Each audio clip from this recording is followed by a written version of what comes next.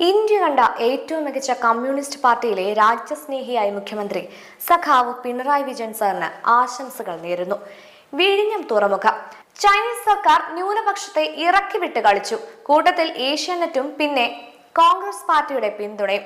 2018 തൂത്തുക്കുടിയിലെ വേദാന്ത copper factory വെടിവെപ്പിലൂടെ പൂട്ടിച്ചതുപോലെ 95% പണി കഴിഞ്ഞ വിഴിഞ്ഞം തുറമുഖത്തെയും പൂട്ടിക്കാനായിരുന്നു തീരുമാനം.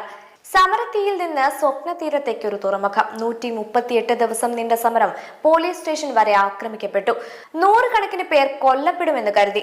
തുടർന്ന് പദ്ധതി പൂട്ടിക്കെട്ടുമെന്ന് സ്വപ്നവും കണ്ടു. എന്നിട്ടും വിഴിഞ്ഞം ഇന്ന് യാഥാർത്ഥ്യം. എങ്ങനെ? ഡോവലിന്റെ ഇന്റലിജൻസ് റിപ്പോർട്ട്, സമരത്തിന് പിന്നിലെ വിദേശ ഫണ്ടിംഗ്, ഭൗമ രാഷ്ട്രീയ കളികൾ എന്നിവയെപ്പറ്റി കേന്ദ്ര ഇന്റലിജൻസ് NSA അജിത് ഡോവലിന് നേരിട്ട് റിപ്പോർട്ട് നൽകി. ഇത് കേന്ദ്ര സംസ്ഥാന സർക്കാരുകൾക്ക് നേരെ പേജിൽ എത്താൻ കാരണമായി. രാജ്യ താല്പര്യം വരുമ്പോൾ